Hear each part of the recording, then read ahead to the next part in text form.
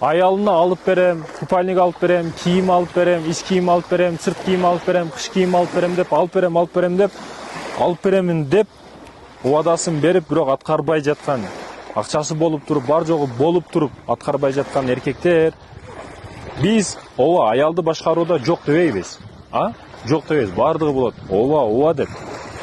Негизи бир эле аял эмес, мамлекет да ошондо башкарылат. Саясатчылар бийликке чейин бардык убаданы берет го. Андан кийин болсо болду, болсо жок. Айтайын дегеним, эркек дагы аялга ошондой. Болот дейт, ооба дейт. Буга келгенде кылат да.